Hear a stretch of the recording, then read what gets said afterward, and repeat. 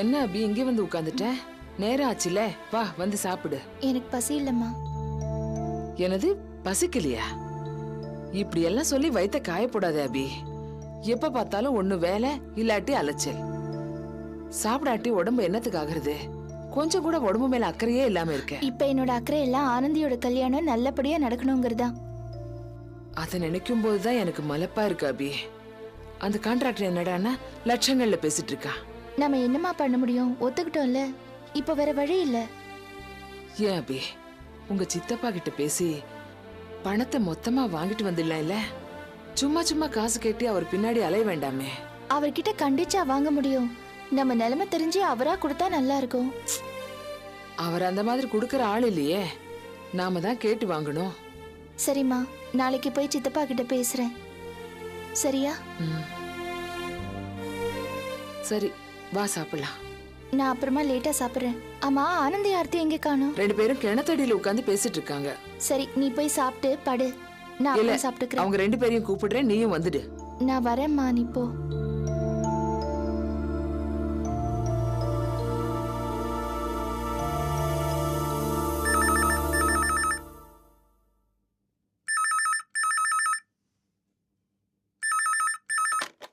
Hello.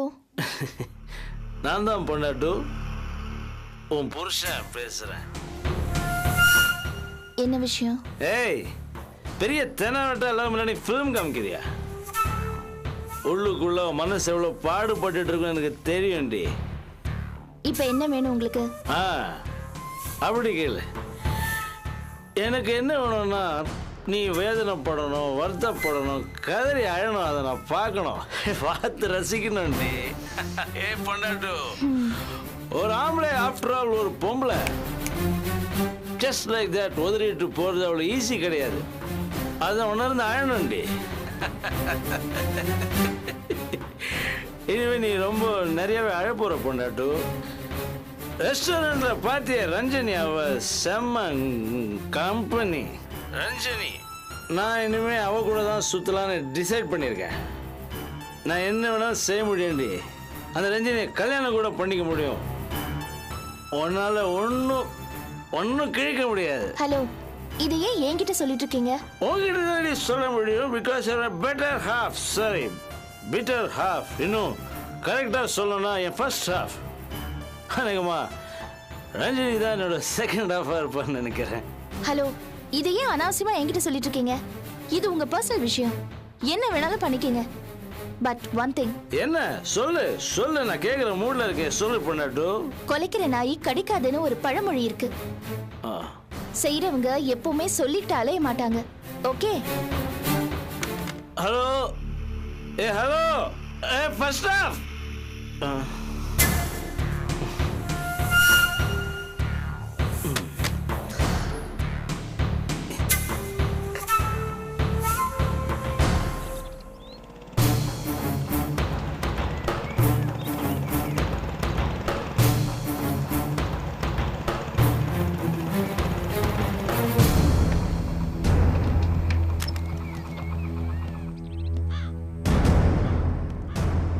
என்ன சந்திரா, நான் சொன்ன மாதிரி செஞ்சிட்டியா?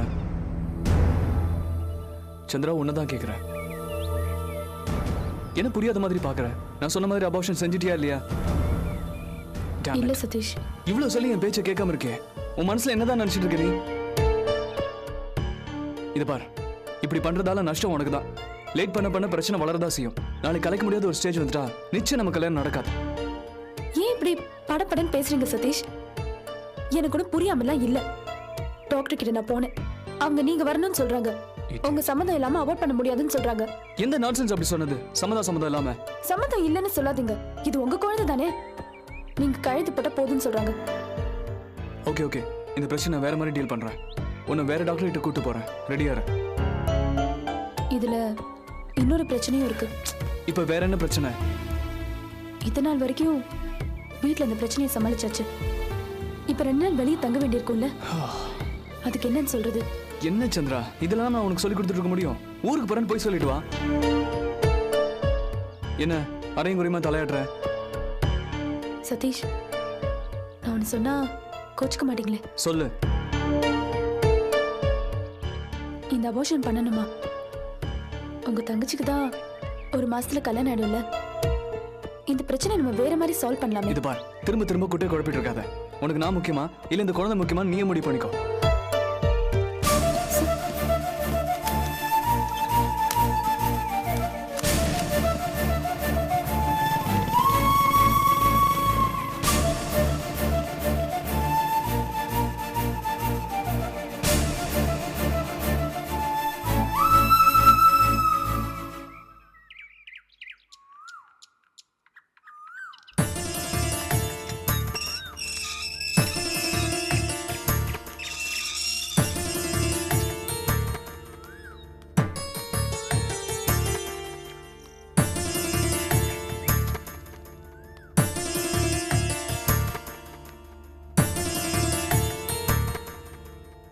சித்தி சித்தி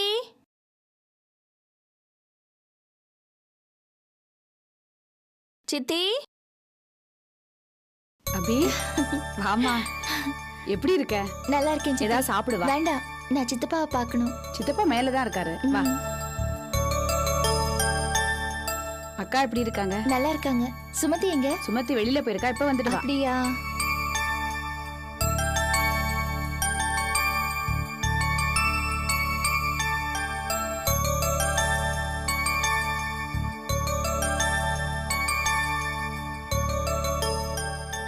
எங்க அபி வந்திருக்கா?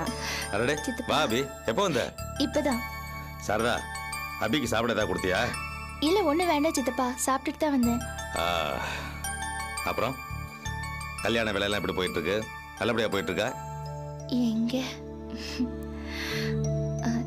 சித்தப்பா, இன்விடேஷன் கார்டு மட்டும்தான் வாங்கியிருக்கோம். இன்னும் நகை, துணிமணி, பாத்திரங்கள் அதெல்லாம் வாங்கணும். ஆமாம்மா, நம்ம ஊர்ல கல்யாணம்லாம் இதெல்லாம் தேவைப்படுதே. இதுக்கு நடுவுல சம்மந்தி வீட்ல சமையல் பொறுப்பை நம்ம கிட்ட ஒப்படைச்சிட்டாங்க. அதோட செலவு 2 லட்சம் வரைக்கும் வந்துரும்னு நினைக்கிறேன். என்னது, 2 லட்சமா? என்ன அசால்ட்டா சொல்ற? இதெல்லாம் ஆடம்பரம், வீண் செலவுன்னு உனக்கு தெரியாதா? இவ்வளவு பணத்துக்கு நீ எங்க போவ? என்ன சித்தப்பா இப்படி சொல்றீங்க? நான் உங்களை நம்பி தானே இருக்கேன். அந்த நிலத்தை உங்ககிட்ட கொடுக்கறதுக்கு ஒத்துக்கிட்டதே ஆனந்தியோட கல்யாணத்தை மனசுல வச்சுக்கிட்டு தானே. இப்ப என்ன சித்தப்பா இப்படி கேக்குறீங்க? அதெல்லாம் சரிதான். ஆனந்தி கல்யாண விஷயத்துல நீங்க இவ்வளவு அவசரப்படுவீங்க நான் கண்டனா? நான் 2-3 மாசமோ அதுக்கு மேலேயோ ஆகும்னு நினைச்சேன். அதுக்குள்ள நிலத்தை வித்துலாம் பணத்தை செட்டில் பண்ணிடலாங்கிறது ஏன் எண்ணம். ஆனா நீங்க நிலவரம் என்னங்கிறத பத்திலாம் கொஞ்சம் கூட யோசனை பண்ணாம நல்ல இடம்னோட உடனே கல்யாணத்தை ஃபிக்ஸ் பண்ணிட்டீங்க. அப்படி என்ன அவசரம்? கொஞ்ச நாள் தள்ளி வச்சாதான் என்ன? கல்யாணம்னா என்ன விளையாட்டு காரியம் நினைச்சிட்டு இருக்கீங்களா? நானே சுமதி கல்யாணத்தை ஃபிக்ஸ் பண்ணிட்டு நாள் குறிக்காம தள்ளி போட்டுக்கிட்டே இருக்கேன். நீங்க ரொம்ப அவசரப்பட்டுட்டீங்க. எங்க என்ன நீங்க எந்த அர்த்தத்துல இப்படி பேசுறீங்க? ஆனந்தி கல்யாணம் எந்த மாதிரி சூழ்நிலையில நிச்சயம் ஆச்சுன்னு உங்களுக்கு தெரியாதா? எல்லாம் தெரிஞ்சுக்கிட்டும் என்னமோ இன்னைக்கு தான் ஃபாரின்ல இருந்து வந்த மாதிரி பேசிட்டு இருக்கீங்க. அந்த கார்த்திக் வீட்டுக்காரங்க இந்த கல்யாணத்துக்கு ஒத்துக்கிட்டதே பெருசு. அவங்க கிட்ட போய் 2 மாசம் கழிச்சு கல்யாணத்தை வச்சுக்கங்கன்னு சொல்ல முடியுமா? அது இல்ல சாரதா. இத பாருங்க, வெட்டி பேச்சு பேசாம பணத்தை எப்படியாவது புரட்டி அபிக்கு கொடுக்கற வழியை பாருங்க. கையெழுத்தை வாங்கிட்டு இப்படி அலைய விடுறது ரொம்ப தப்பு. ஏன்டி நீ வேற புரியாம பேசிட்டு இருக்க? நான் என்ன இடத்தை வித்துட்டு கையில பணத்தை வச்சுட மாட்டேன்னு சொல்லிட்டு இருக்க? அவசரம்னு போடா, அந்த இடத்த பாதி விலைக்கு கேட்கறானுங்க. சரி, பாதி விலைக்கு தொலைகிட்டோம் அப்படின்னு பார்த்தாலும் வில்லங்க அது இதுன்னு எல்லாம் ஒதுங்கி ஓடுறானுங்க. என்ன பண்ண சொல்றீங்க? சித்தப்பா, இன்னைக்கு சமையல் கான்ட்ராக்டருக்கு அட்வான்ஸ் கொடுக்கணும். அப்படி கொடுக்கலன்னா அந்த டேட்ல அவர் வேற கல்யாணத்துக்கு ஒத்துக்குவாரு. எப்படியாவது. என்னம்மா என்ன? சரி, ஒரு கடங்காரனை கொடுக்கறதுக்காக 50,000 ரூபாய் பணம் வச்சிருக்கேன். அதை இப்போதைக்கு கொடுக்குறேன், வச்சு அட்ஜஸ்ட் பண்ணி கேட்க.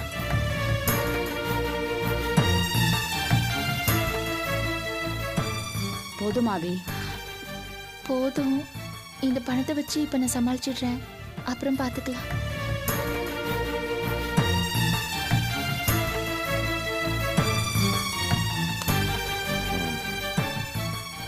தேங்க்ஸ் சித்தப்பா. நான் கிளம்புறேன் சித்தி. ஏதாவது சாப்பிட்டு போமா? வேணாம் சித்தி, நான் போயிட்டு வரேன். பாய். வரேன் சித்தப்பா. இத பாருங்க, நீங்க எதையாவது பண்ணி இந்த நிலத்தை விற்காம இருந்துடாதீங்க. பாவம் ஆனந்தி, அவ கல்யாணம் நல்லபடியா நடக்கணும். உங்க கிரிமினல் புத்தியை இதுல காமிக்காதீங்க, புரிஞ்சுதா? ம், எங்களுக்கு எல்லாம் தெரியுங்க. உங்க ஜோலி என்ன உண்டோ அதை மட்டும் பார்த்துக்கிட்டு போங்க, புரியுதா? போடி.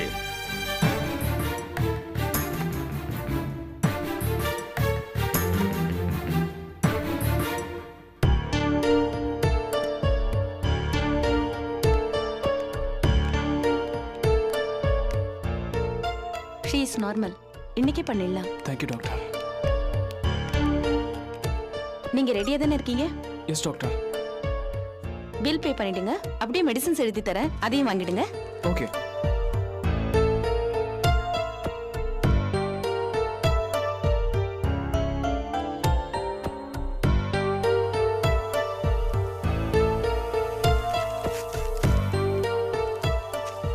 இந்தாங்க.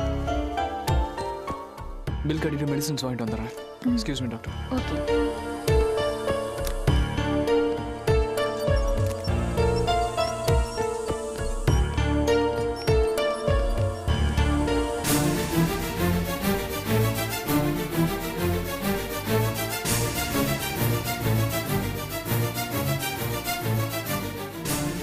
என்ன சதீஷ், உடம்புக்கு என்ன பிரச்சனை?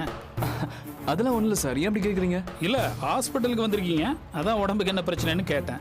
இல்லை இல்லை, என் ஃப்ரெண்டுக்கு ஒரு சின்ன ஆக்சிடென்ட், அவன் இங்கே கூட்டு வந்தேன். ஆமா, நீங்கள் என்ன இங்கே? இல்ல, நான் சும்மா செக்கப்புக்காக, ரொட்டீன் செக்கப். அடிபட்ட உடம்பு இல்லையா, அதான். ஓஹோ. அப்புறம் உங்க ஃப்ரெண்டுக்கு இப்போ எப்படி இருக்கு? ஏதாவது ஹெல்ப் பண்ணா சொல்லுங்க, செய்யறேன். இல்லை இல்லை, he is perfectly all right, no problem. நான் கிளம்புறேன் சார். ஓகே. சதீஷ்,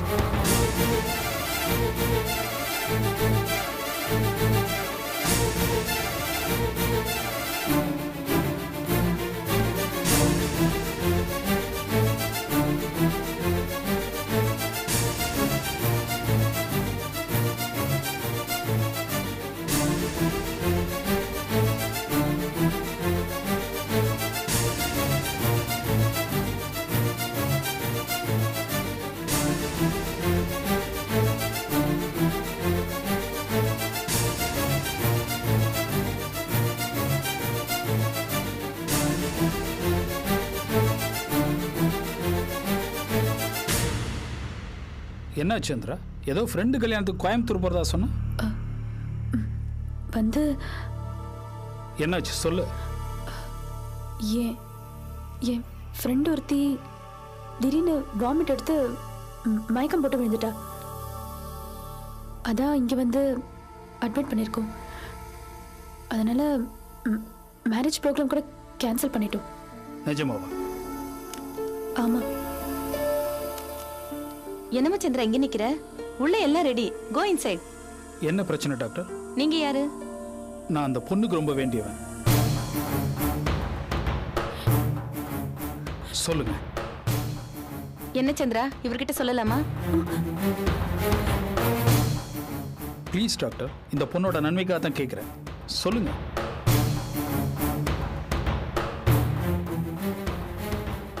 இவ இங்க அபார்ஷன் பண்ணிக்க வந்திருக்கா.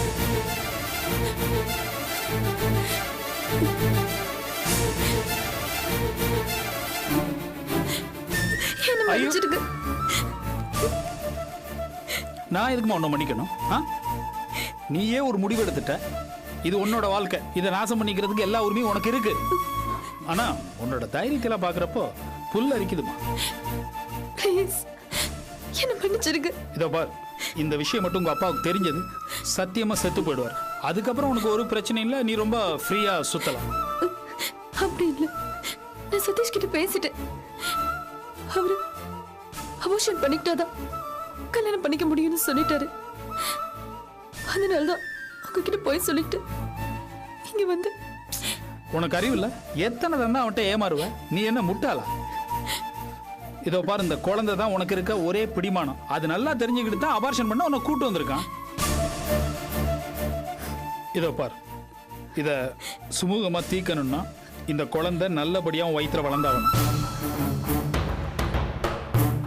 நான் சொல்றத கேளு, வா.